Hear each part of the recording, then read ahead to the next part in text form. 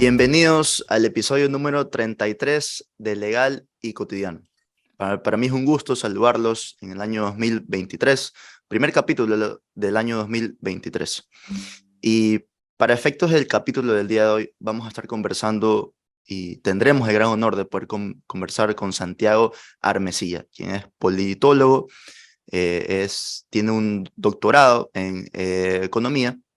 Y vamos a estar abarcando y haciendo un análisis acerca de lo que serían las ideologías acerca de la izquierda y la derecha política, haciendo una comparación también en lo que sería Hispanoamérica y un poco en lo que sería Europa.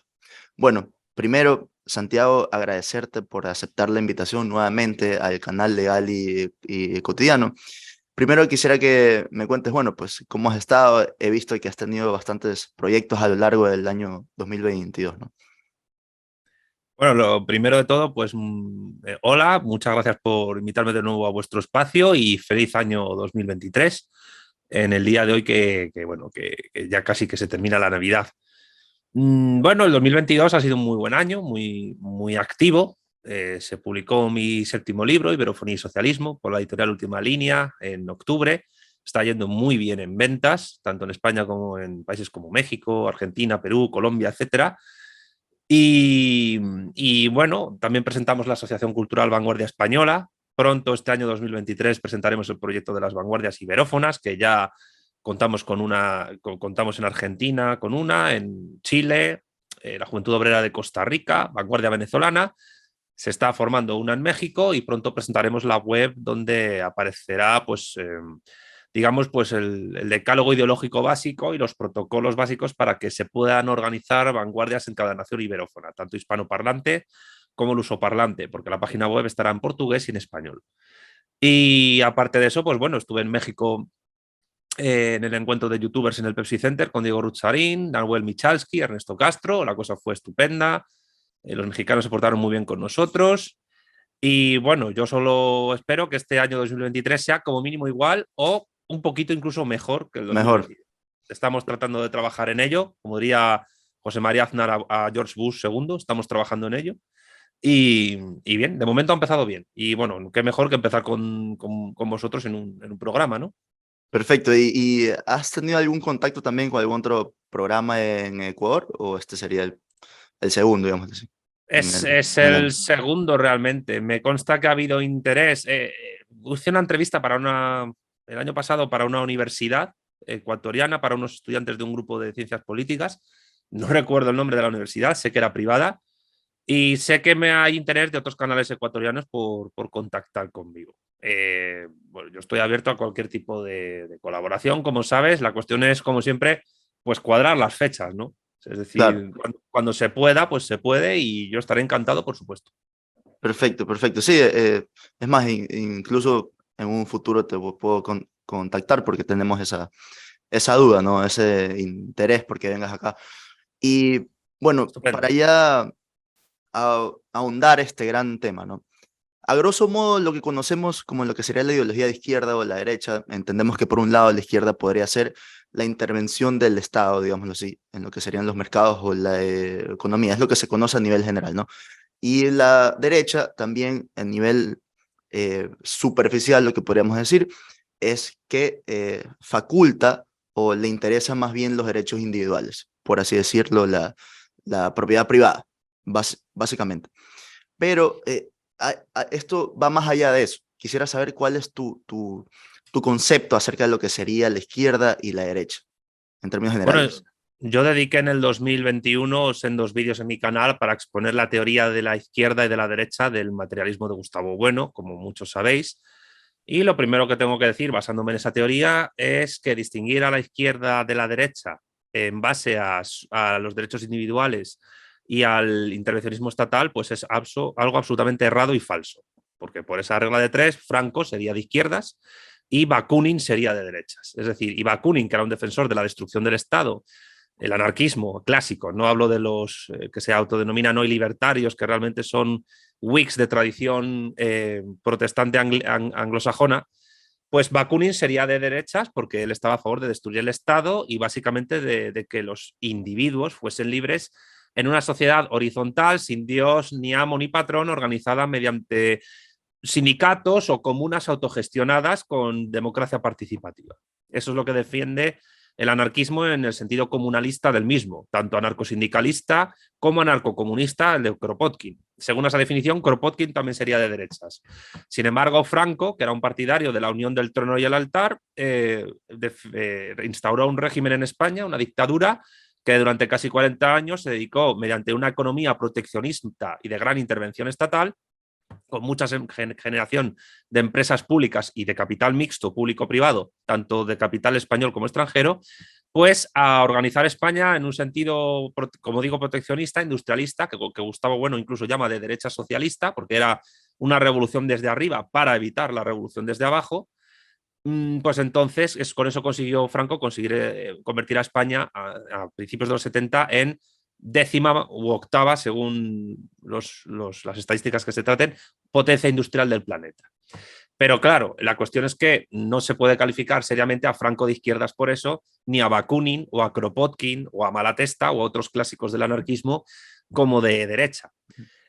¿Bajo qué criterios interpretamos nosotros desde posiciones materialistas las izquierdas y las derechas? Desde dos.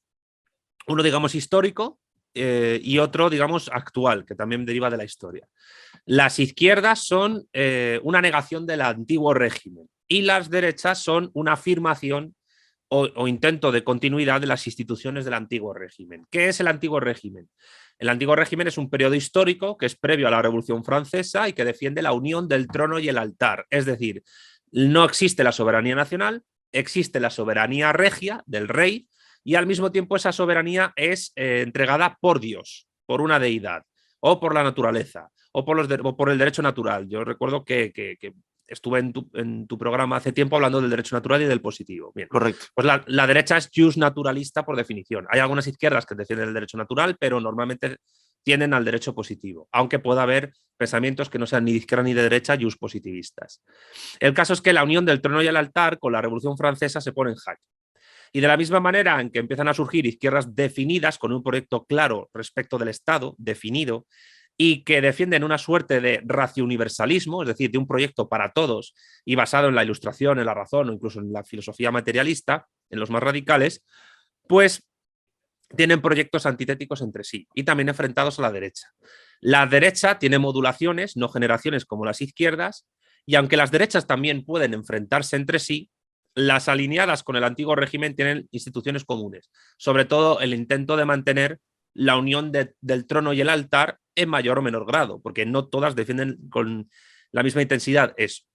Por tanto, ¿qué izquierdas definidas hay? Pues los jacobinos, el liberalismo, el anarquismo, ya he mencionado que es izquierda porque se enfrenta al antiguo régimen, pero busca destruir el Estado, con lo cual con esto se enfrenta al resto de izquierdas también.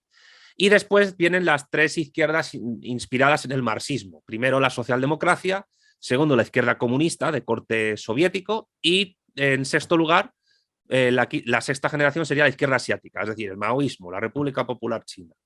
De los detritus de esas izquierdas definidas surgen las indefinidas, las izquierdas indefinidas, que no tienen un proyecto claro del Estado, pero que simplemente se mueven por parámetros que no son políticos, sino que pueden ser éticos, morales, socioculturales, etcétera. Habría tres tipos: la extravagante, o movimientos sociales, ONGs, feminismo, etcétera. La divagante, intelectuales y artistas y profesores universitarios, y luego lo que Bueno llama la izquierda fundamentalista, que no tiene un proyecto claro del Estado, pero que se puede organizar incluso en forma de partido político para tratar de llevar a cabo la realización de las agendas particulares de los grupos indefinidos. Es lo que defendía en La Razón Populista Ernesto Laclau. Y es básicamente pues, proyectos como Unidas Podemos, el Frente de Todes en Argentina, Morena en México en parte, o incluso el Gran Polo Patriótico en Venezuela, por no hablar de otros frentes populares, que hay frentes amplios como el de Uruguay. ¿La derecha qué modulaciones tiene? Pues básicamente tres. La derecha reaccionaria o tradicional, que esta sí busca volver al antiguo régimen, es decir, volver a 1788, a antes de la Revolución Francesa, y continuar con la unión del trono y el altar y la forma de vida del mundo precapitalista. De hecho, los verdaderos anticapitalistas son los reaccionarios. Luego vendría la derecha liberal, que en el fondo es el liberalismo, porque el liberalismo puede ser tanto de izquierda como de derecha, o puede ser las dos cosas a la vez. Izquierda y derecha no son elementos antitéticos, porque, por ejemplo, en la Constitución de Cádiz, los liberales ante el trono son de izquierda, porque niegan la soberanía del rey, niegan que Fernando VII sea el soberano, y defienden la soberanía nacional. El rey reina, pero no gobierna. Pero respecto al altar son de derecha porque afirman que la única religión única y verdadera es la católica, apostólica y romana, y eso se plasma en el orden constitucional de Cádiz, que luego algunas constituciones de las repúblicas independientes hispanoamericanas también reproducen ese modelo. Por no hablar de otras corrientes de lo que se han apropiado del término liberalismo, que vienen del mundo anglosajón, escuela austríaca, neoclásicos, etcétera, donde encontramos elementos de izquierda y elementos de derecha mezclados. Y en Y esta luego vendría parte, lo que... Sí. sí, disculpa que te interrumpa, lo que pasa es que me surgió la duda de todo lo que has dicho también tiene que ver con que entonces la izquierda y la derecha tienen que tener un plan estratégico político, pero no tiene que ver con su forma de gobierno. Y aquí me refiero a la de democracia, oligarquía, monarquía, aristocracia. Entonces, su plan estratégico no tiene que ver con su forma de gobierno. O sea, pueden tener una forma de gobierno distinta a su plan político. En parte sí. Bueno, hay que tener en cuenta algunas cuestiones, porque el antiguo régimen pudo tener forma de monarquía absoluta en su día, Luis XIV, el Estado soy yo, pero en la Edad Media y en alguna había monarquías selectivas. Por ejemplo, en parte de la historia de Polonia y de Lituania, pues el monarca era elegido no por sufragio universal, sino por un sufragio censitario entre algunos nobles. Entonces, un quórum de nobles elegían al monarca. Algo que pasa, por ejemplo, en el Vaticano. El Vaticano es una monarquía electiva. El Papa, además de jefe y cabeza de la Iglesia Católica, es jefe de Estado. La Ciudad del Vaticano es un Estado y, por tanto, representa los intereses de ese Estado.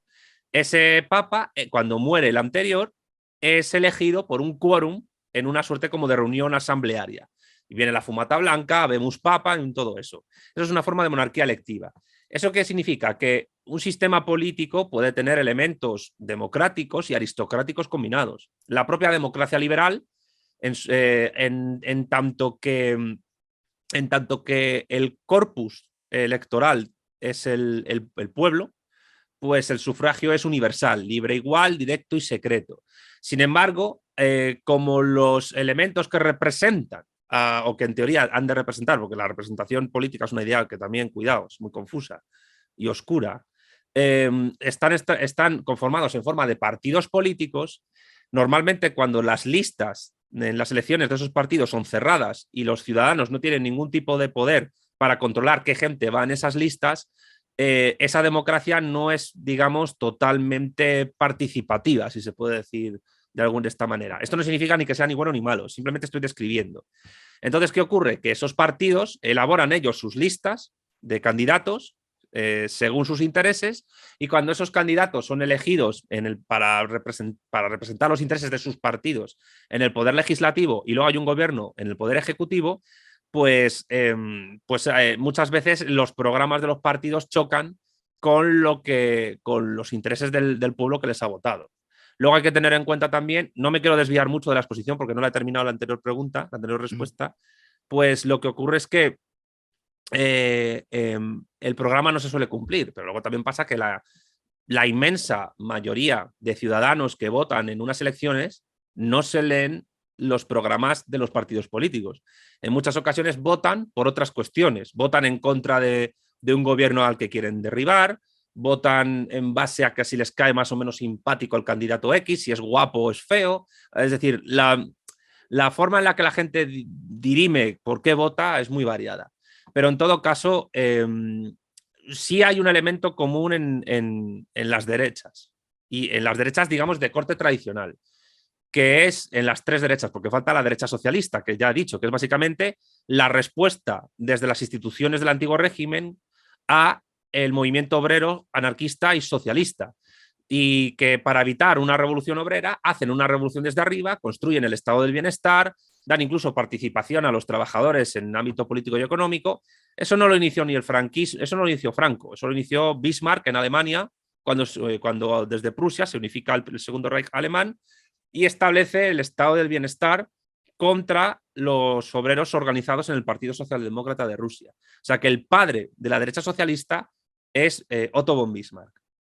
Dicho esto, también hay derechas que no están alineadas con el antiguo régimen, es decir, que no defienden la unión del trono y el altar, pero sí tienen en común que defienden proyectos que no son ratio universalistas, como los de las izquierdas en sentido genérico, sino que son particularistas, es decir, que no son para todos, sino para un grupo reducido de sujetos, y normalmente se pueden basar en teorías filosóficas y doctrinales que son irracionalistas, bien religiosas, metafísicas, raciales, etc. Y en este caso habría dos vertientes: las derechas internas a un Estado, perdón, las derechas no alineadas internas a un Estado. Gustavo Bueno en este caso señala pues el fascismo, el nacionalsocialismo, el nacionalbolchevismo, el nacionalsindicalismo, que son de izquierda respecto del antiguo régimen porque no defienden la unión del trono y el altar, pero son de derecha respecto al resto de izquierdas políticamente definidas porque no defienden la nación política. La nación política, digamos que es la forma básica de organización de todas las izquierdas políticamente definidas. Y el fascismo no defiende una suerte de nación política, sino una suerte de nación corporativa con tintes étnicos, que en el nazismo alemán se lleva al extremo más radical. Pero también hay derechas extravagantes. ¿Qué son estas derechas extravagantes? Pues una suerte de grupos particularistas e irracionalistas que no defienden la nación política y que incluso defienden destruirla en base al privilegio que deberían tener determinados grupos sociales, bien sea por etnia, bien sea por religión, bien sea por clase o estatus socioeconómico. Y en esta derecha extravagante entrarían tanto el separatismo como el nacionalismo étnico, como el indigenismo, el indianismo o incluso determinadas vertientes del pensamiento libertario, anarcocapitalistas, agoristas, paleolibertarios, paleoconservadores, etc. Dicho esto, y ya respondo un poco a tu pregunta segunda, la forma de gobierno o la forma de Estado que adopte un proyecto de izquierda o de derecha va a depender mucho no solo de los planes y programas que esas corrientes tengan internamente, sino también de las circunstancias con las que se encuentren a nivel histórico y geopolítico. Y eso puede variar. Pero lo común en las izquierdas, incluso en el anarquismo, que digamos que es la izquierda de las izquierdas, está la construcción de la nación política, acabando con los súbditos y convirtiendo a todo el cuerpo de sujetos de la nación en ciudadanos. Es la nación política frente al antiguo régimen. Mientras que en las derechas el proyecto es la unión del trono y el altar, mantenerla o retornar a ella. Y en el caso de las derechas extravagantes, pues es básicamente destruir la nación política, y en el de las derechas tipo fascismo es convertir la nación política en una nación étnica, incluso de corte imperialista colonialista. Pero, y esto es importante porque era la segunda parte de la respuesta a la primera pregunta, que se conecta con la segunda pregunta tuya. El gran problema del momento actual, estamos en el año 2023, y esto nos retrotrae a la Primera Guerra Mundial incluso, es que el eje izquierda-derecha tradicional, que no es compartido en todo el planeta, sino que es propio de culturas sobre todo pues, cristianas, católicas, Francia, Italia, España, Portugal, Ecuador, México, pues es un eje que está en entredicho. Las diferencias en programas, en máximos, entre grupos llamados políticos de izquierdas y de derechas a la hora de acceder al poder en una democracia, y es que las democracias han acabado igualando y coordinando a las izquierdas y las derechas, las diferencias son más sociológicas que políticas. Por eso digo que pensar que la derecha defiende los derechos individuales y la izquierda el intervencionismo estatal es algo absurdo y errado, porque ha habido derechas muy proteccionistas y muy intervencionistas y ha habido izquierdas que han defendido incluso la destrucción del Estado y con ello abolir por completo cualquier tipo de intervención estatal. Entonces, ¿qué es lo que ha pasado en el siglo XX? Pues que cuando caen el Imperio Austrohúngaro, el Imperio Otomano y el Imperio Ruso de los zares con la Revolución Bolchevique, los últimos restos de derecha tradicional en Europa quedan completamente anulados, absorbidos, y los residuos de aquellos se acaban acercando al fascismo simplemente para oponerse a las izquierdas del movimiento obrero, sobre todo la socialdemócrata y en mayor grado la comunista. Cuando cae la Unión Soviética, ¿qué es lo que pasa? Que el eje izquierda-derecha aún se vuelve más insustancial, más insostenible. Y de hecho, yo desde hace tiempo sostengo que después de la caída de la URSS, el eje izquierda-derecha no sirve en absoluto para interpretar la realidad, hasta ni para entender la historia incluso, porque el eje izquierda-derecha es un eje histórico reciente. en el tiempo, apenas 2 siglos. Entonces, ¿qué es lo que pasa? Que en muchos sujetos y grupos ideológicos que actualmente, por cuestión de herencia sociológica, se les califica como izquierda, tienen políticas que están muy a la derecha de grupos políticos que son calificados como derecha, pero que realmente están defendiendo ideas que tradicionalmente defendieron las izquierdas políticamente definidas. Entonces, cuando un partido que se denomina de derecha conservadora defiende la nación política y un partido de izquierdas defiende el derecho de autodeterminación en base a criterios étnicos, ese partido de izquierdas está a la derecha del partido de derechas. Esto puede sonar un galimatías, pero así es. Entonces, en conclusión, ¿nos sirve ahora en el año 2023 el eje izquierda-derecha para entender la política actual, el mundo actual? Desde la teoría de Gustavo Bueno te permite entender la historia. Y no se puede negar que aunque ahora estén la izquierda y la derecha ecualizadas y no se distingan, en el futuro no se puedan volver a separar, pero no sabemos cómo, ni cuándo, ni si va a ocurrir. Pero a día de hoy, si queremos entender cómo funciona el mundo y que queremos explicar pues fenómenos como lo que está pasando en Perú actualmente, o la guerra de Ucrania con la invasión de Rusia, o la distinción entre demócratas y republicanos en Estados Unidos y los conflictos que se están dando dentro de esa sociedad, o incluso lo que está pasando en España con el separatismo, o el indigenismo en Ecuador, en Perú, en Bolivia, o lo que es el bolivarianismo chavista en Venezuela, el eje izquierda-derecha tradicional no nos sirve. En absoluto nos sirve. Y por tanto, yo a lo que invitaría es que tratemos de obviarlo para poder entender la política, la geopolítica actuales y en el corto plazo. Perfecto, y muy bien que mencionas a Gustavo Bueno, porque él prácticamente dice esto o indica esto en el mito de las izquierdas, ¿no? Y él habla acerca de bueno, pues que en 1789, cuando ya constituido el tercer estado como Asamblea Nacional, es que se da esta geografía de la Asamblea en la que se ponen a la derecha los que votan por el veto absoluto y a la izquierda por un veto más suavizado, ¿no? Entonces, esto, como bien dices, nos ayuda a entender la historia. Pero aquí hay algo que también mencionaste, que era como en nuestro país, en Ecuador, lo que sería el indigenismo. En Ecuador se trata de hablar o se menciona una práctica de democracia comunitaria.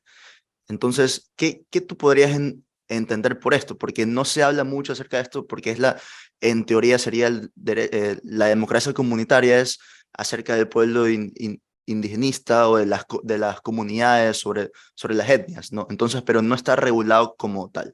¿Qué nos podrías hablar sobre esto? O sea, ¿está bien dicha o está bien referido a decir democracia comunitaria? Ellos pueden definir su proyecto como democracia comunitaria si quieren. Ahora bien, yo, en base a lo que he expuesto antes, diría lo siguiente. Tampoco el comunitarismo ni la democracia son ideas propiamente de izquierdas, ni tampoco propiamente de derechas. ¿Por qué digo esto? Porque encontramos ideas comunitaristas en proyectos de derecha tradicional, por ejemplo, el distributismo del catolicismo más integrista, y encontramos incluso defensa de procedimientos democráticos, tanto indirectos como directos, en proyectos antiguos que no eran de izquierdas. Incluso en la historia. La misma democracia ateniense, formalmente, procedimentalmente, era un régimen democrático asambleario donde los ciudadanos de las polis decidían sobre los asuntos de las mismas. Ahora, ¿quiénes eran los ciudadanos? Los hombres propietarios de oikos, de economía doméstica. ¿Quiénes no podían ejercer su derecho a votar porque no eran considerados ciudadanos? Los metecos, los extranjeros, las mujeres, que eran básicamente propiedad de los ciudadanos, y sobre todo la población mayoritaria de las polis griegas y básicamente el motor de su economía, que eran los esclavos. Los esclavos no eran ciudadanos y por tanto no tenían derechos democráticos. ¿Qué quiero decir con esto? Que en esa democracia comunitaria que ciertos grupos indigenistas defienden, ¿cuál es el sujeto democrático que se entiende por comunidad?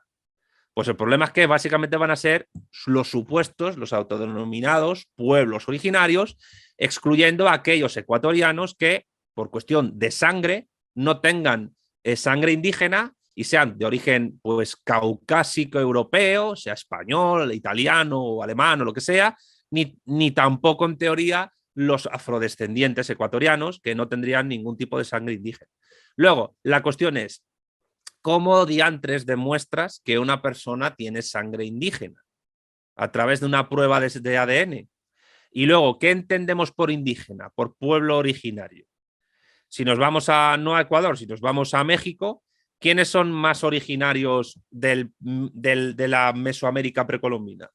Los tlaxcalas, que eran la inmensa mayoría de los indígenas precolombinos que estuvieron sometidos al sometimiento del pueblo azteca, o los aztecas o mexicas que incluso provienen de una ciudad cuyo origen no se ha encontrado, como es Aztlán, y que supuestamente viene o del norte de México o incluso de lo que hoy se conoce como Estados Unidos. ¿Quiénes son más originarios? Porque la idea de pueblo originario en el fondo es también absurda, no significa nada. Tú eres originario del lugar donde naces y nadie te puede decir que no eres originario de ese lugar. No puede, si llega un grupo y en base a la democracia comunitaria se te quiere expulsar del lugar en el que estás, pues yo lo siento, ahí el indigenismo, aunque el eje izquierda-derecha actualmente no sirva para explicar los fenómenos políticos ni sociales, sin embargo, en base a la teoría de la izquierda y de la derecha que yo he expuesto, que es la de Gustavo Bueno, se puede decir que la democracia comunitaria indigenista está a la derecha, por supuesto, de grupos liberales, socialdemócratas, comunistas, etc. ¿Cuál es el problema? Que esos grupos liberales, socialdemócratas y comunistas pues han vivido sus propios procesos de degeneración y descomposición ideológica desde hace tiempo. Por ejemplo, los liberales pues tienen el veneno en casa porque están llenos de grupos anarcocapitalistas, cuando el liberal clásico defendía la nación política, defendía el Estado-nación porque incluso lo genera él. Y en el caso de los socialdemócratas, pues como ya no tienen mucha distinción, porque fueron ellos junto con los democristianos los que generaron el estado del bienestar, no tienen mucha distinción de lo que es la derecha y se llegan a la indefinición pues adoptando pues la agenda posmoderna, la agenda 2030 y todo eso.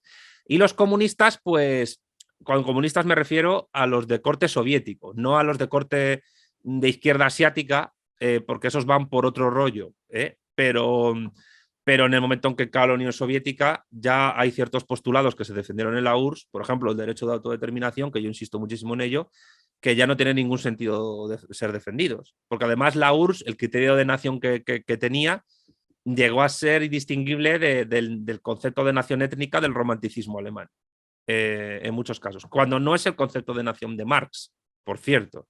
Entonces, la respuesta es muy básica. Hablar de democracia comunitaria o incluso hablar de democracia a secas no implica defender un proyecto de izquierdas, progresista, ni nada por el estilo. Es decir, una democracia comunitaria puede ser una asamblea de esclavistas, una asamblea de teólogos o una asamblea de caníbales o de delincuentes, si me apuras. Es decir, decir democracia comunitaria es no decir absolutamente nada. Correcto, y en esta parte, o sea, hablando sobre la democracia comunitaria, ¿no?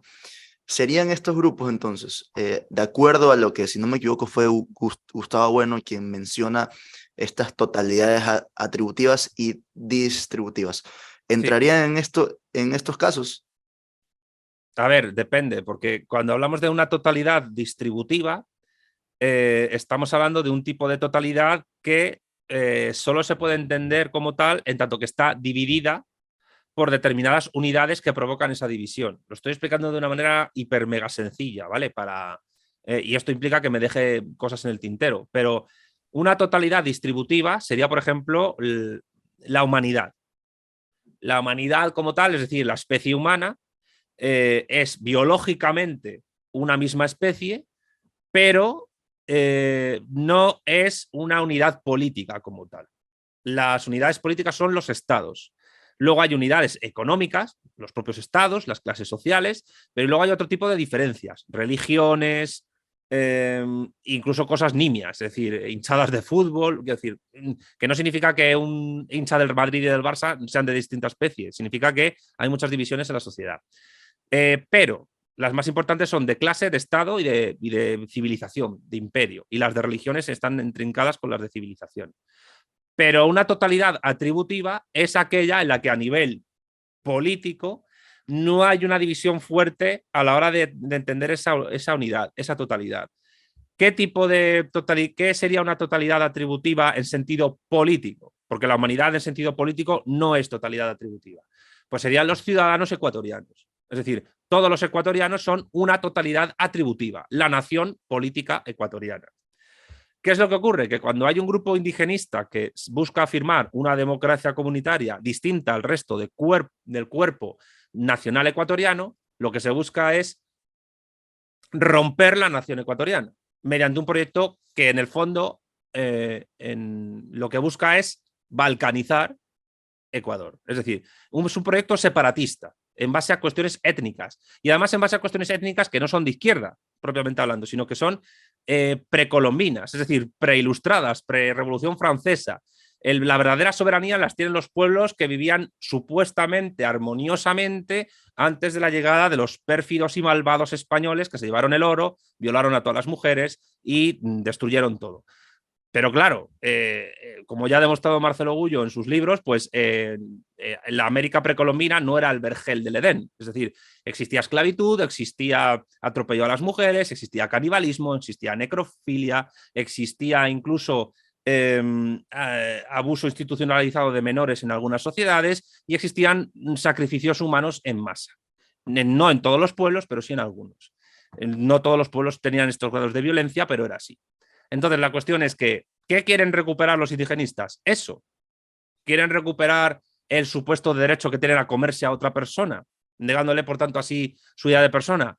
Pues si lo quieren recuperar, para ello necesariamente tienen que romper con la totalidad atributiva política que, aunque rompió en su día con el Imperio Español, es decir, las naciones independientes hispanoamericanas desde hace 2 siglos, esas naciones, sin embargo, todavía tienen algo de España y lo suyo, lo originario, lo bueno, según su criterio, sería destruirlas. ¿Esto qué significa? Pues que las teorías decolonialistas de Enrique Dussel o Grossfogel realmente, aunque partan supuestamente del progresismo, incluso del marxismo, están más cerca de teorías irracionalistas, metafísicas propias de la derecha o incluso de la derecha interna a un Estado no alineada con el antiguo régimen tipo nacionalsocialismo que de las izquierdas políticamente definidas. Por lo tanto, el indigenismo y el indianismo en Bolivia están más cerca de la idea de cultura y de etnia del romanticismo alemán, que es el padre del nacionalsocialismo, que de la idea de nación política de la Revolución Liberal o de la Revolución Francesa. Por tanto, ¿qué debería hacer un proyecto de izquierda políticamente definida en Ecuador? Defender la soberanía nacional de Ecuador, su integridad territorial y su independencia económica, porque esto también da para otro tipo de entrevista o de debate, que tiene que ver con la dolarización de Ecuador. Económicamente Ecuador no es un país soberano, entre otras cosas por eso.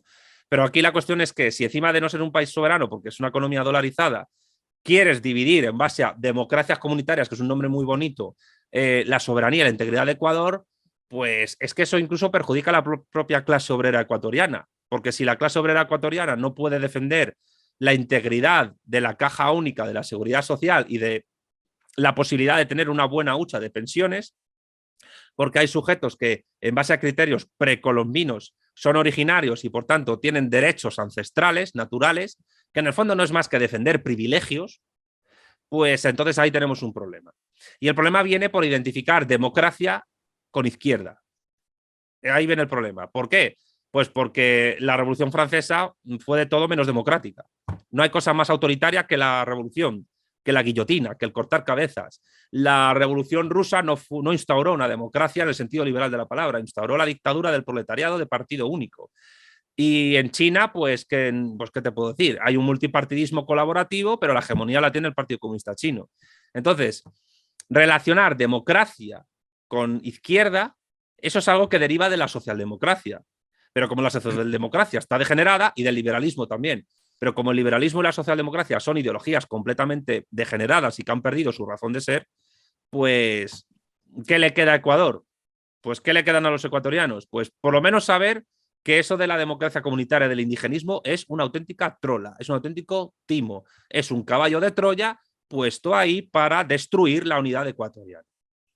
Perfecto. Y en esta parte que mencionaste que la democracia no tiene nada, bueno, no se la podría ahorita alinear a lo que vendría a ser la izquierda, eh, me parece interesante que uno de tus libros, si no me equivoco, 100 respuestas o 100 preguntas a la política, ¿no? Sí. Hay una que menciona específicamente si la democracia es solamente votar. Estaríamos hablando sobre eso, es decir, la democracia es más que eso, hablarnos sobre libertades, sobre libertad de expresión, la libertad como esencia. Claro, las ideas de libertad han sido muy variadas en la historia. Uno de los grandes errores de los que se autodenominan liberales hoy, que son los Whigs anglosajones, es reducir toda libertad a libertad negativa, ausencia de coacción. Sin embargo, hay una libertad positiva, que es la capacidad de acción, y al mismo tiempo hay una libertad interna al sujeto, que tiene que ver con su capacidad de reflexionar, y una libertad externa, que es su capacidad de obrar de cara al entorno que tiene. ¿Cuál es el problema? Que esa idea de libertad negativa como ausencia de coacción implica que se considera como totalitario, que es otro término estúpido completamente, porque supuestamente el totalitarismo es todo sistema político que determina o influye en toda esfera de la vida cotidiana de las personas. Pero es que no ha existido ni puede existir ningún tipo de régimen que pueda hacer eso. Es más, como idea límite, podría decir que en base a la tecnología actual no ha habido régimen con mayor capacidad de influir en todas las facetas de la vida que la democracia liberal actual, por Internet, por los móviles, etc. Pero, vamos a ver, democracia no es solo votar. Como dictadura no impide votar. En las dictaduras también se hacían referéndums democráticos, se hacían plebiscitos, existían asambleas, había representación en algunos casos directa y en otros indirecta. Incluso los dictadores podían ser electivos. Hay que tener en cuenta también que en la antigua Roma, que es cuando el término dictadura existe, esto lo trato en el libro que tú mencionas, La política en 100 preguntas, la dictadura no era más que un régimen comisarial temporal que duraba alrededor de 2 años para poner orden en una situación de desorden. Después de que ese orden se hubiese reinstaurado, el dictador se retiraba pues, al campo, a su oikos romano, etc. Esto empieza a cambiar con las pretensiones de César de convertirse en una suerte de dictador pues permanente, que son abortadas el día que supuestamente se le asesina a los idus de marzo en el propio Senado romano. Y digo supuestamente porque ahora parece ser que hay investigaciones que afirman que César no murió en los idus de marzo, sino que murió en una batalla, decapitado. Creo que no es una investigación reciente, de este mismo año, 2023. O sea, publicada en 2023. Pero luego llegaría Octavio Augusto, que instauraría el Imperio Romano. Bueno, instauraría jurídicamente, porque la República Romana ya era imperial, ya conquistaba, ya había llegado a la península ibérica, ya estaba tratando de imponerse sobre los pueblos ibéricos mediante la guerra, mediante la acción bélica. Entonces, lo que ocurre es que tradicionalmente las democracias liberales, además de votar, primero, ese voto ha evolucionado con el tiempo. Primero, las democracias liberales fueron censitarias. No fueron, el sufragio era censitario, no era sufragio universal. De hecho, el liberalismo clásico anglosajón Whig es contrario al sufragio universal. John Locke es contrario al sufragio universal. Pero si me apuras, incluso Mises y Hayek, por mucho que lo dijeran con la boca pequeña, también eran contrarios al sufragio universal. Es decir, los liberales clásicos son contrarios a la democracia. El liberalismo es totalmente contrario a la democracia, que tiene un corpus ideológico distinto.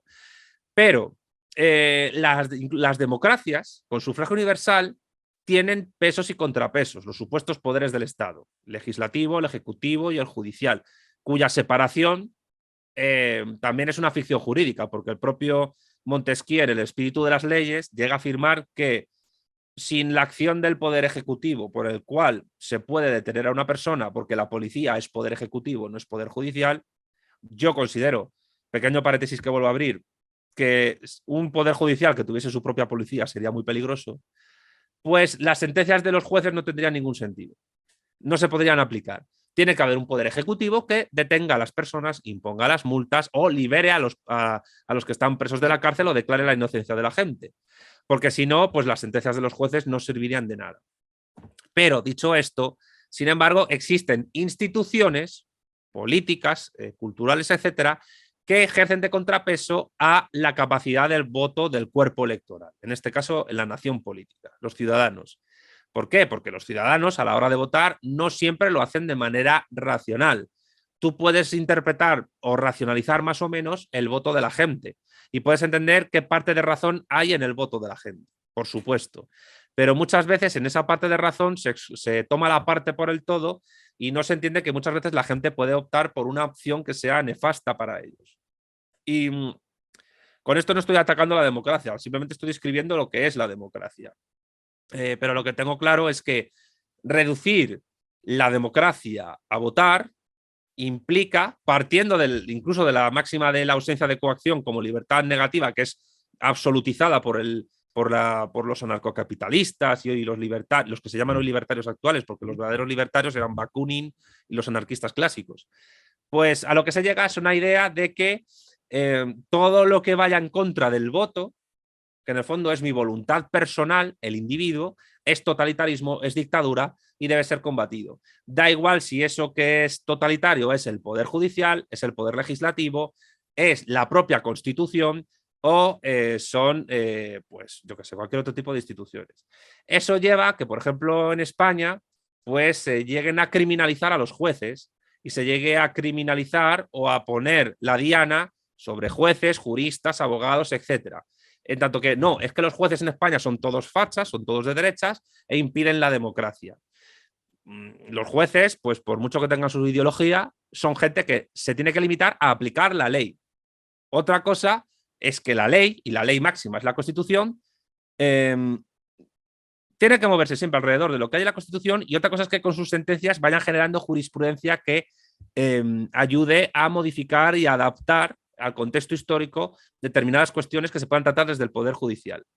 Pero todos se tienen que mover alrededor de una ley máxima, que es la que organiza todas las demás, que es la Constitución. Te podrá gustar esa Constitución más o menos, pero es la que hay. Mientras tú no tengas poder para cambiarla y a imponer otra, pues no puedes hacer otra cosa. El problema es que la idea de que democracia es votar te lleva a una suerte de democratismo o de fundamentalismo democrático, por el cual pues se piensa que, primero, que todos los problemas del mundo se pueden resolver con la democracia y con el voto.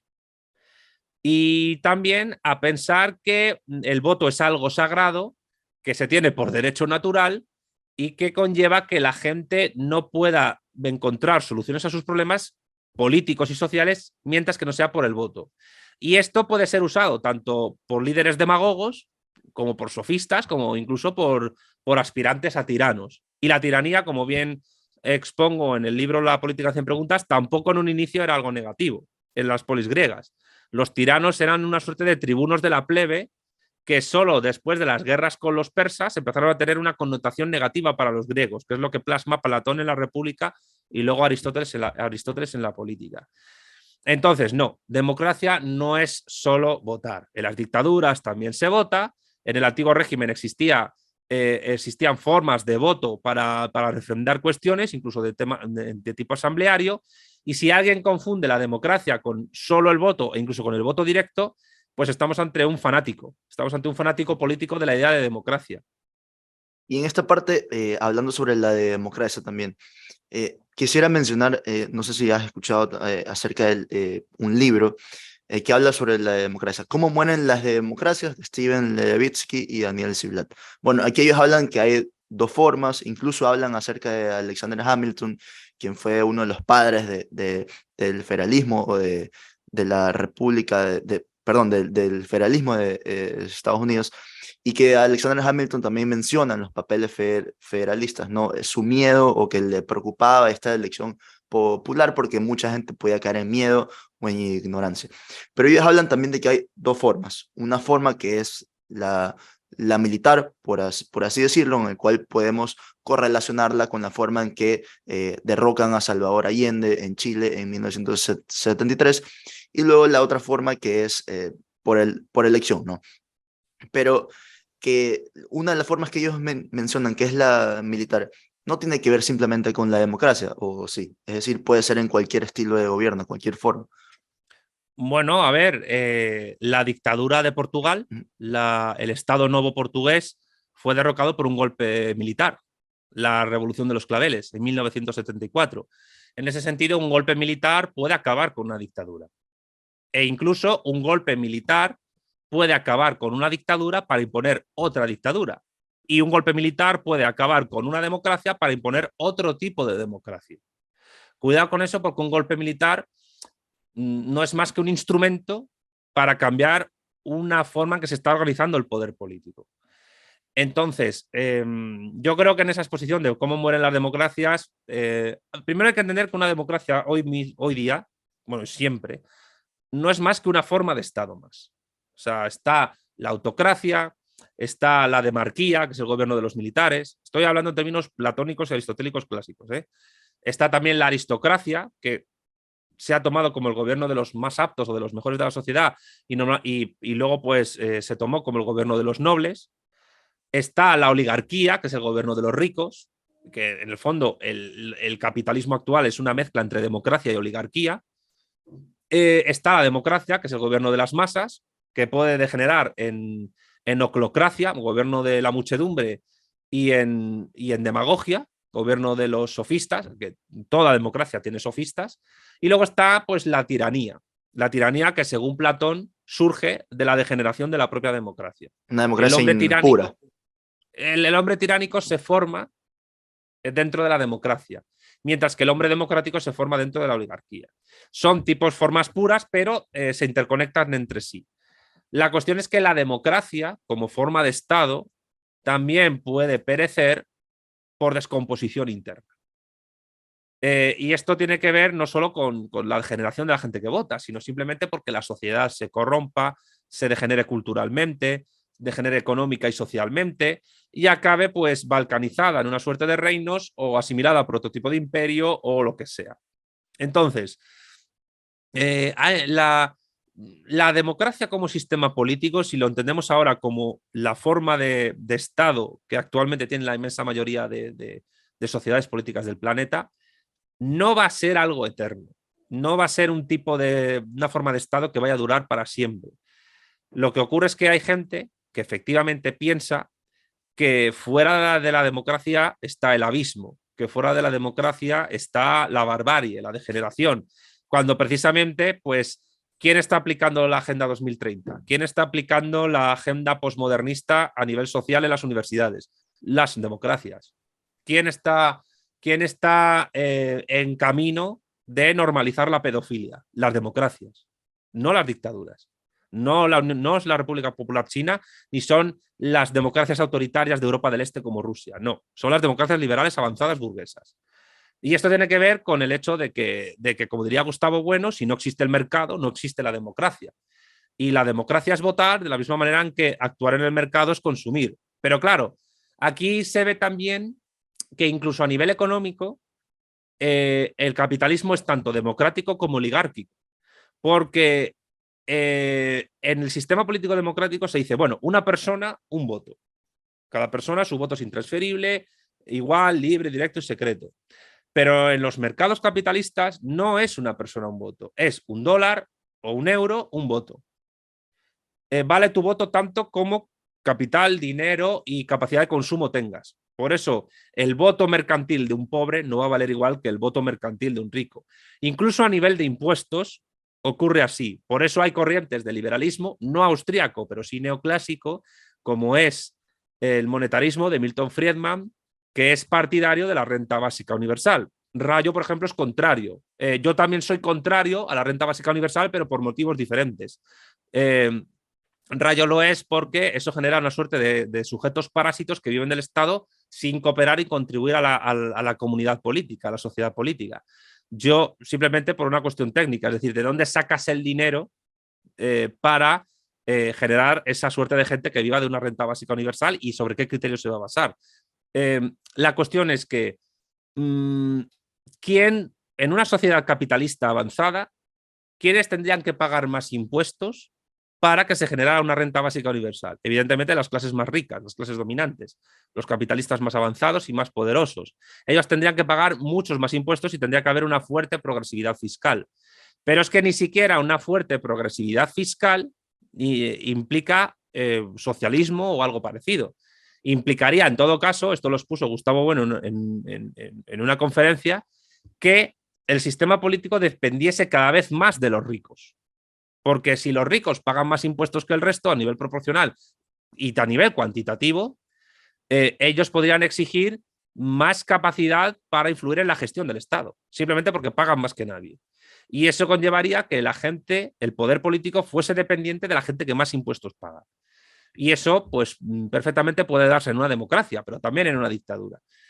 Por tanto, es que un sistema político cualquiera puede degenerarse y corromperse de muy diversas maneras. El libro que tú has mencionado, pues yo creo que menciona, no lo he leído, claro, pero si solo me has mencionado dos, creo que se queda corto. Vamos a la historia. ¿Cómo cae el Imperio Romano de Occidente? Cae por una mezcla entre degeneración social y por invasiones de los bárbaros. ¿Por qué las democracias actuales no pueden perecer por una mezcla así? Imaginemos que en Europa Occidental, en el futuro, las democracias caen por la degeneración interna posmoderna y por, yo qué sé, por invasiones de países islámicos. Pues entonces adiós democracia. Se instauraría otro tipo de orden social, no diré ni peor ni mejor, pero que no sería el mismo que el que hay actualmente. Por tanto, pues creo que la exposición de los autores de ese libro se queda tremendamente floja y corta. Correcto, sí, esa era mi pregunta, porque a nivel histórico material podemos ver muchas otras formas de caída de democracia. Ahora, en esta parte, quisiera saber, ¿es la religión, o bueno, pues en ciertos países de Hispanoamérica, o es la religión o la Iglesia Católica más específicamente, son ellos intermediarios o influyen de cierta forma, con cierta injerencia en lo que vendría a ser la izquierda o la derecha en esta región? Es decir, ¿tienen algún poder? Yo diría que todavía sí tienen bastante poder y que pueden influir tanto en un ámbito ideológico o en otro, pero claro, ese ámbito ideológico se está descomponiendo, ya no sirve.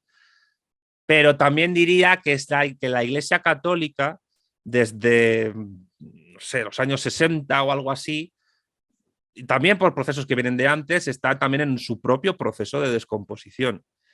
Eh, los fieles católicos crecen, por ejemplo, en África subsahariana, pero en Iberoamérica, pues los grupos evangélicos cada vez tienen mayor presencia y tienen más poder.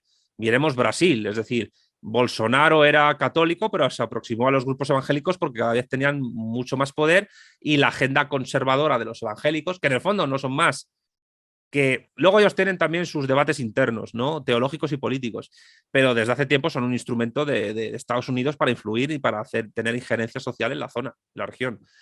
Eh, el crecimiento de los grupos protestantes, de los grupos evangélicos, puede cambiar bastante, pues, el tipo de organización social y política de esos países. Lo que ocurre es que todavía la presencia del poder y de la influencia social del catolicismo es inmensa, es enorme. Y no solo a través de la iglesia, sino también a través de los laicos en el ámbito cultural. Yo ayer dediqué un vídeo a la cuestión del ateísmo católico y ahí hablé un poco de lo que significa antropológica, cultural y socialmente el catolicismo a muchos niveles. Pero claro, yo creo que la Iglesia Católica, no sé si algún católico verá este vídeo, supongo que sí, pues tendría que hacer una reflexión interna y una autocrítica. Porque la verdad es que desde hace tiempo, si están perdiendo fieles, los principales culpables son ellos. También porque otros lo hacen muy bien. Los evangélicos hacen muy bien el proselitismo. Otra cosa es a dónde te lleva el evangelismo. Si no es a un suerte de fanatismo sentimental, no te digo nada la teología de la prosperidad, que se quiso. El recientemente fallecido Ratzinger atacó con sus ensayos a la teología de la liberación, pero el vacío que se dejó lo llenó la teología de la prosperidad, es decir, a través de la fe en Dios y de la lectura de la Biblia y de la salvación en Cristo, el sujeto se va a volver rico. Si eso tiene además una lectura calvinista, pues imagínate, la predestinación, y entonces, si te vuelves rico es que te vas a salvar. Si te quedas pobre es que Dios no te ha escogido.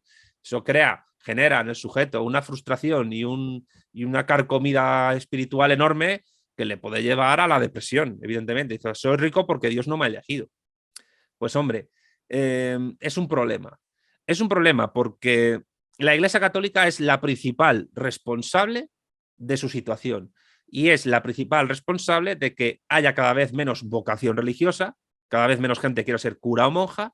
Es responsable en parte, no en todo, de que cada vez haya menos parejas que duren a nivel monógamo durante bastante tiempo y es también en parte responsable de que el catolicismo pues sea cada vez peor visto por muchos ámbitos culturales, sociales, etcétera. Sean estos que vienen de la izquierda o incluso que vengan de la derecha, si queremos ese eje inservible.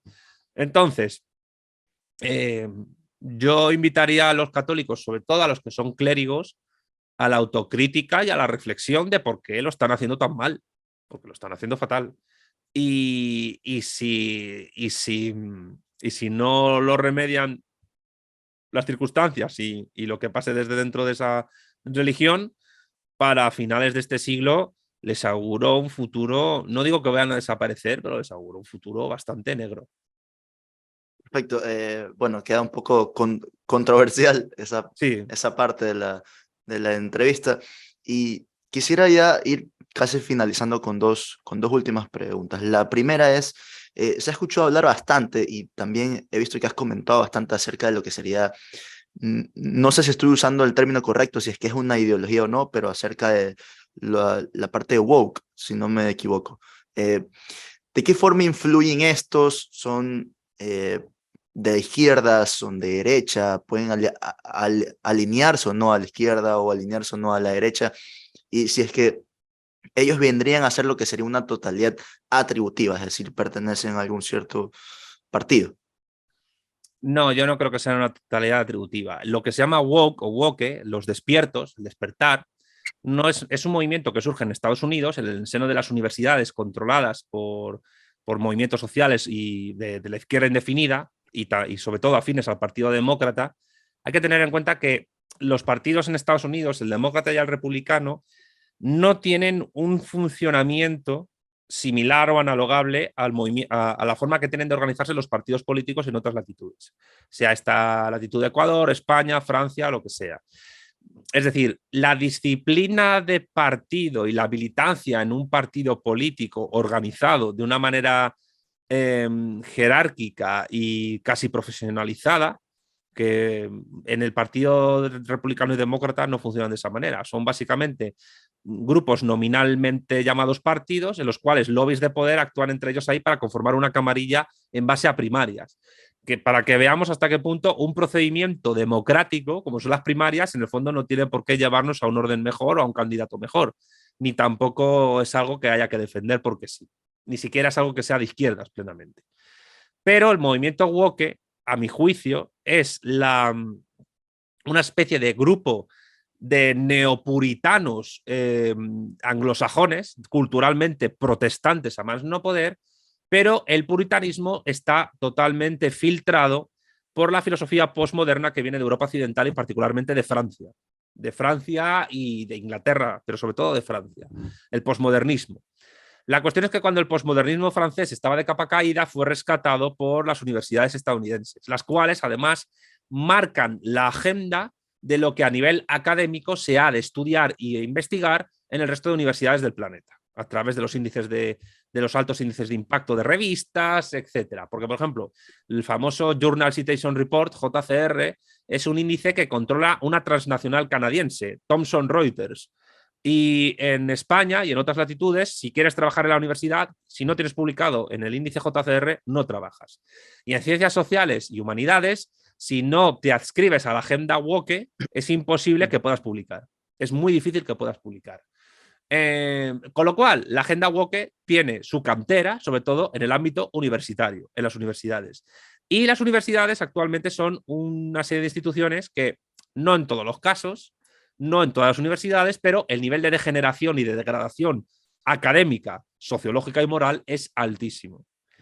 Ahora, en la agenda woke postmoderna, la que antepone la ausencia de coacción sobre el individuo que libremente elige su identidad y que se une a otros que son más o menos afines y que evita que haya opresiones en todas partes y lenguajes de odio mediante la instalación de espacios seguros en las propias universidades o medios de comunicación, tienen conexión tanto con la izquierda indefinida como con la derecha extravagante. Una persona nada sospechosa de ser comunista ni marxista como Miguel Ancho Bastos, paleolibertario, afirmó sentirse muy cerca ideológicamente de la filosofía posmoderna. Y él defiende una suerte de modelo mezcla entre capitalismo y Edad Media, igual que Hans Hermann Hoppe. La cuestión es que las derechas extravagantes, anarcocapitalistas, libertarias, pero indigenistas y separatistas, étnicas, también pueden perfectamente defender que una persona, si mediante un acuerdo voluntario de pacto de no agresión, pueda decidir hormonarse y mutilarse porque quiere ser mujer y se siente mujer. O quiere ser un hombre y se siente hombre. Por mucho que le digas que el sexo es binario y no se puede cambiar, y esto es materialismo puro y duro, la cuestión es que quién eres tú para coaccionarle totalitariamente su libertad individual. Y ahí es donde se ve la conexión entre la izquierda indefinida y la derecha extravagante, que en el fondo son conjuntamente la ideología dominante en las democracias actuales capitalistas. ¿Quién eres tú para pues negarle a los woke eso? La cuestión es que los woke, además, defienden eso que otro término degenerado, que también habla de la necesaria autocrítica que tiene que hacer la Iglesia Católica, y es que defienden la justicia social. ¿Por qué digo esto? Porque el término justicia social, su origen es católico. Su origen está en el cardenal jesuita italiano Luigi Taparelli, que en la década de 1840 fue el primero en elaborar la teoría de la justicia social y sentó las bases, más la tradición católica de la Iglesia anterior, sentó las bases para la construcción de la doctrina social de la Iglesia. Pero desde finales del siglo XIX, pero también del siglo XX-XXI, el término justicia social ha sido apropiado y desdefinido por grupos que no tienen nada que ver con el catolicismo. Primero fueron los fascistas, pero luego lo ha hecho pues, las izquierdas indefinidas, y particularmente lo woke. ¿Qué es para mí lo woke?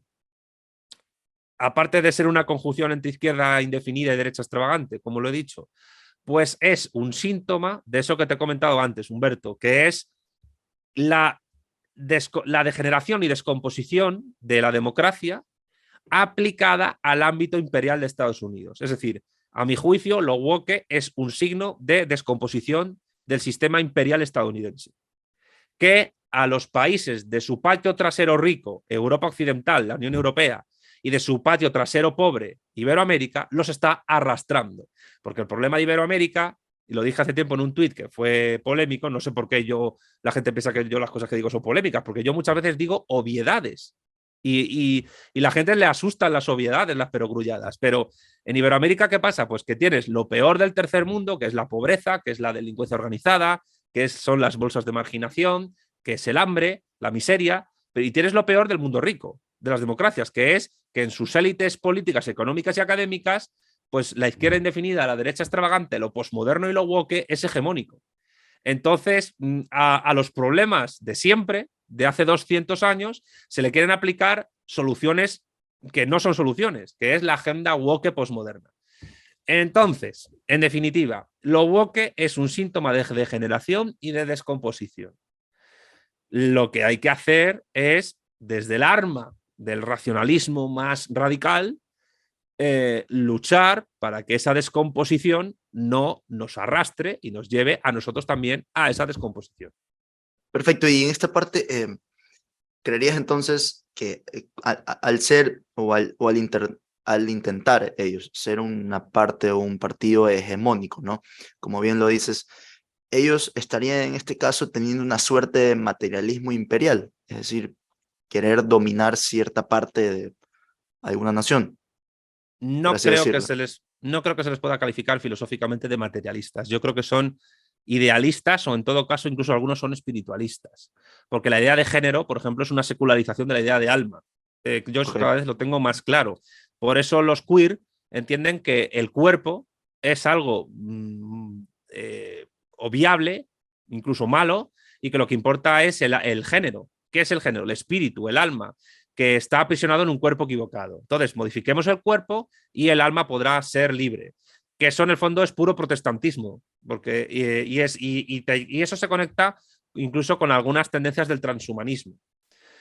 Yo creo, aparte que hay otro tema, y es que los woke, por mucho que odien el sistema estadounidense, de alguna manera, no dejan de ser estadounidenses. Y esto es importante decirlo. ¿Por qué? Porque, salvo raras excepciones, todos los estadounidenses, en todo su espectro ideológico, desde el MAGA más recalcitrante partidario de Trump hasta el más woke de los woke queer, consideran que la democracia estadounidense es el mejor sistema de la historia, que su país es el mejor país del mundo, aun con defectos, y que por tanto el American Way of Life, bien sea conservador o bien sea woke, debe expandirse por todo el mundo. Eso se vio muy claramente en el Mundial de Qatar, cuando se criticó que Qatar organizara el Mundial porque perseguía a los homosexuales. Hombre, claro, es que ¿qué país musulmán no persigue a los homosexuales? Todos, prácticamente. La cuestión es, ¿tú crees en serio que la agenda woke va a acabar con el Islam? Eres imbécil si piensas así. El Islam, por mucho que te moleste, por muy homófobo que sea, es mucho más racional que el posmodernismo, es mucho más racional que la agenda woke. Yo no tengo simpatía alguna por el Islam, pero he de reconocer que han generado sociedades políticas y civilización, cosa que la agenda woke no. La agenda woke lo que hace es ser un... La agenda woke es un síntoma de degeneración de una civilización muy determinada, que es la de origen grecorromano judío-cristiano en su vertiente protestante o protestantizada, que es lo que pasa con el mundo católico. Entonces, yo entiendo que tanto que el Partido Demócrata se puede convertir para la agenda woke en un instrumento para, desde el poder estadounidense, implantar en la medida de lo posible en todo el mundo eso. Pero, ¿qué pasa? Que la agenda woke no es más que la vertiente más postmoderna del destino manifiesto estadounidense. Y el destino manifiesto estadounidense no es más que otra cosa que Dios nos ha elegido como el pueblo mejor del mundo para imponer en el mundo la paz y la justicia. Si la paz y la justicia es la globalización conservadora del consenso de Washington de los años 90, será. Si eso no funciona porque el ALCA se lo cargaron Lula, Chávez y Néstor Kirchner, pues entonces, ¿qué toca? La agenda woke. Y la agenda woke, además, ha penetrado completamente en los gobiernos de la segunda oleada progresista.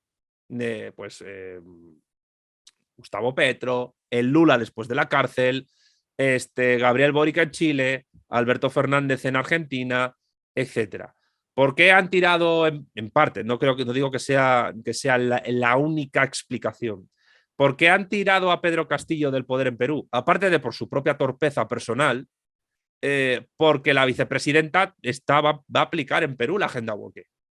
¿Y la agenda woke qué es? Es doctrina Monroe, versión postmoderna. América para los americanos. Y si encima los americanos se hormonan y se mutilan porque su cuerpo es una prisión del alma, del género, bienvenido sea.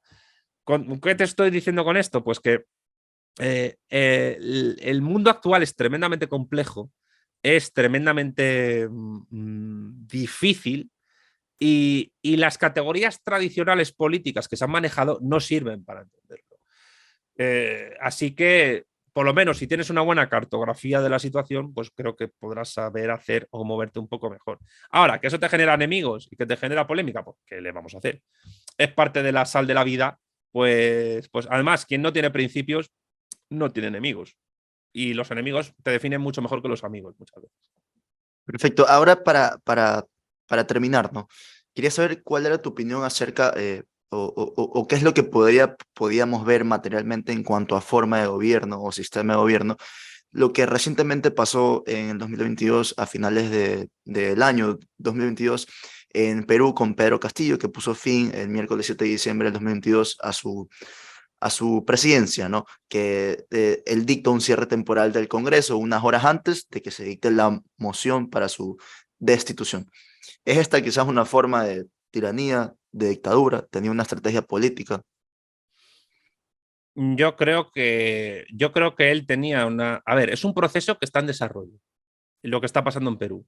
Con lo cual, todo lo que podamos decir ahora tiene que hacerse desde la máxima prudencia, porque no sabemos cómo va a acabar. Los conflictos internos de cualquier sociedad política sabes más o menos cómo empiezan, pero no sabes nunca cómo acaban mientras siguen desarrollándose.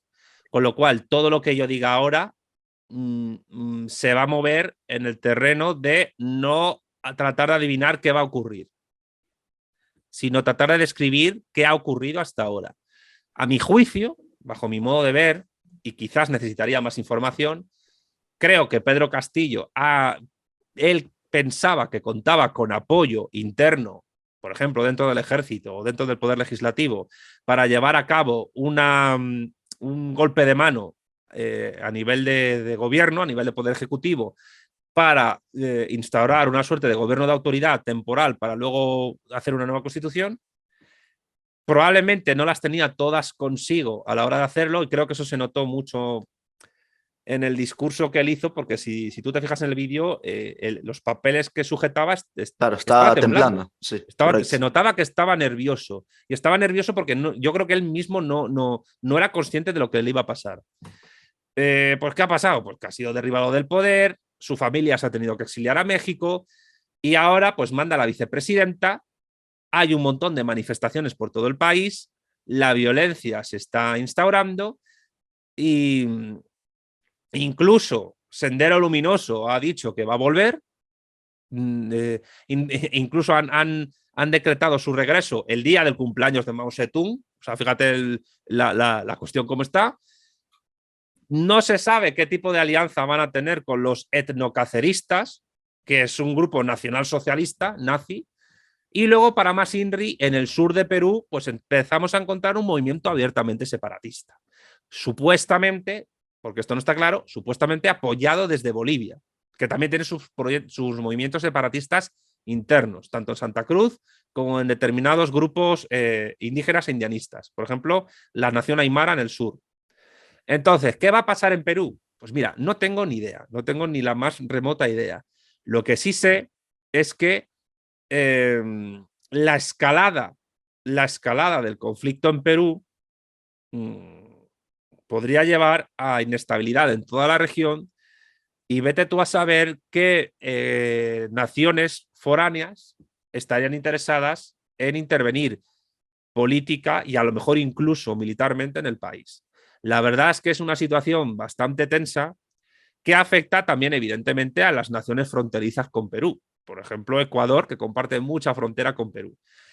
Porque esto incluso puede provocar, si la inestabilidad va más, a una suerte de éxodo de personas. ¿Qué pasaría si debido a la inestabilidad en Perú empezaran a tratar de entrar peruanos en masa a Ecuador? ¿Cómo gestionaría Ecuador a nivel fronterizo esa entrada en masa de gente? ¿Serían refugiados? Evidentemente, necesitarían asistencia humanitaria, atención de primera necesidad, etcétera. Pero ¿hasta qué punto un país como Ecuador, que es mucho más pequeño y con menos población que Perú, puede absorber población temporalmente que venga de Perú en el hipotético caso de que eso vaya más? Eh, Vamos, la incertidumbre es total. Eso es Y incluso, incluso puede ser usado como una herramienta de desestabilización económica y política en Ecuador. O sea, la migración, creo yo, el ingreso en masa. puede ser, pero claro, el tema es, ¿qué opciones tienen los peruanos si deciden hacer un éxodo? A Brasil es más complicado por el tema de la selva. A Bolivia, tiene mucha frontera con Bolivia, pero las tensiones son enormes y luego está el tema separatista que he dicho. A Chile, la frontera con Chile es muy, muy poco amplia. Tienen Colombia, habría que ver qué haría Gustavo Petro con ello. La cuestión es que yo creo que no diría o sea, no diría que esto provocara una impresionante inestabilidad política en Ecuador que llevara a la bancarrota del país, porque tampoco estoy diciendo eso. Pero es complicado para un país tan pequeño recibir el éxodo de un país tan grande. O sea, imagínate, yo qué sé, imagínate que hubiera una guerra civil en Italia y que los italianos trataran de entrar en masa a Suiza como refugiados. Y Suiza es más pequeño que Italia, tiene mucha riqueza Suiza a nivel de PIB per cápita, pero Italia es más poderosa a nivel de PIB nominal y está en el G7. ¿Qué podría hacer Suiza ante eso? Ante eso es muy complicado de gestionar. Yo no creo, o sea, todos son hipótesis, pero claro, evidentemente lo que sí tendría que decir es que los países que tienen frontera con Perú deberían estar preparados ante cualquier tipo de eventualidad. Y no me extrañaría tampoco que en la medida de sus posibilidades, los servicios de inteligencia de los países fronterizos con Perú estén interesados sobre el terreno para ver qué pueden hacer, teniendo en cuenta que seguro que Estados Unidos está ya, si acaso pasivamente, viendo desde dentro del Perú qué hace y qué puede hacer. Porque no es o sea, no es un momento muy bollante para el Perú en ninguno de los casos. ¿Podría esto derivar a una guerra civil? No lo sé, no tengo ni idea. O sea, quiero decir, solo puedo decir que el momento es muy tenso. Perfecto, bueno, creo que hemos podido abarcar completamente bien, incluso hemos podido comentar ciertas cosas que son bastante controversiales, incluso en los medios de comunicación a nivel internacional, ¿no? Bueno, pues te agradezco nuevamente, Santiago, por haber aceptado la invitación y espero que podamos otra vez conversar en algún futuro e incluso conversar porque sí hay un interés grande de poder realizar ciertas conferencias acá en nuestro país. Y bueno, pues con todos, espero que no se pierdan este capítulo, estará presentado tanto en YouTube, en Spotify, en Apple Podcast y no se olviden de seguirnos en Instagram como legalcotidiano.es y en TikTok como legalcotidiano.es. Bueno, pues gracias a Santiago, ¿no? Gracias a vosotros.